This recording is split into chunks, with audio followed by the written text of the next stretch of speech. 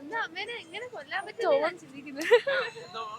എങ്ങനെ കൊല്ലാൻ? അതൊക്കെ ലഹരിയുടെ അടിമത്വം. അത്രയും ഇതായിട്ട് സ്വന്തം നില പോലും മറന്ന് പ്രവർത്തിക്കുന്നു. സ്വന്തം അമ്മയുടെ വില എന്തായിട്ടും പിന്നെ വീണ്ടും വീണ്ടും ചെയ്യാനുള്ള ഇത് ഇത് കണ്ടിട്ട് വീണ്ടും ഒരാൾക്ക് അതുപോലെ ചെയ്യാനുള്ള അടുത്ത ശിക്ഷ ഇതിനൊക്കെ കൊണ്ടുവരണമെന്നാ പറയുന്നത്.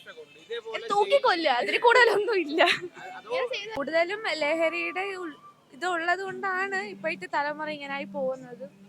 നമ്മുടെ ചുറ്റിലുള്ളവരെ തന്നെ നമ്മള് ഇതിന് എന്ത് ഒരാൾക്ക് ഇപ്പൊ മാതൃകയാവേണ്ട ആൾക്കാർ തന്നെ കുട്ടികൾക്ക് ഇത് ഇങ്ങനെ ചെയ്തു കൊടുക്കുമ്പോ പൊതുവെ അവരങ്ങനെ ആയി പോവും. പറഞ്ഞിട്ട് കാര്യമില്ല. ഇപ്പൊ ഓരോരുത്തരുടെയും റോൾ മോഡൽ ഓരോ ആൾക്കാരുണ്ടല്ലോ. ഇപ്പൊ അവരൊക്കെ ഇപ്പൊ സിനിമയിൽ ഇപ്പൊ മറ്റേ മാർക്കോ സിനിമ ഇറങ്ങിയതിന് ശേഷമാണ് അത്. അപ്പൊ സംവിധായകൻ തന്നെ ന്യൂസിൽ പറയുന്നുണ്ടായിരുന്നു ഇനി ഇയാൾ ഒരിക്കലും ഇങ്ങനത്തെ ഒരു മൂവി ചെയ്യത്തില്ലെന്ന്. അപ്പം അയാൾക്ക് തന്നെ മനസ്സിലൊരു കുറ്റബോധം ഉണ്ടായിട്ടല്ലേ.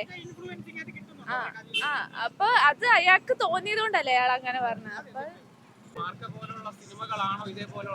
അതും അങ്ങനെ തീർത്തും പറയാൻ പറ്റത്തില്ല. അതും ഒരു കാരണമാണ്. പിന്നെ പൊതുവെ അച്ഛനമ്മമാര് പറയുന്നൊന്നും കുട്ടികൾ അനുസരിക്കുന്നില്ല. അത് അതങ്ങനെ ആയി എന്ന് അറിയത്തില്ല. അപ്പൊ എന്താ പറയുന്നൊന്നും അവർക്ക് മനസ്സിലാകുന്നില്ല. ഒരിക്കലും ഇല്ല. സ്വന്തം അമ്മേനെ എങ്ങനെ കൊല്ലാൻ പറ്റുമോ ചിന്തിക്കുന്നത്. എങ്ങനെ കൊല്ലാൻ? അതൊക്കെ ലഹരിയുടെ അടിമത്വം. അത്രയും ഇതായിട്ട് സ്വന്തം നില പോലും മറന്ന് പ്രവർത്തിക്കുന്നു. സ്വന്തം അമ്മയുടെ വില എന്തായിട്ടും പിന്നെ വീണ്ടും വീണ്ടും ചെയ്യാനുള്ള ഇത് ഇത് കണ്ടിട്ട് വീണ്ടും ഒരാൾക്ക് അതുപോലെ ചെയ്യാനുള്ള അടുത്ത ശിക്ഷ ഇതിനൊക്കെ കൊണ്ടുവരണമെന്നാ പറയുന്നത്.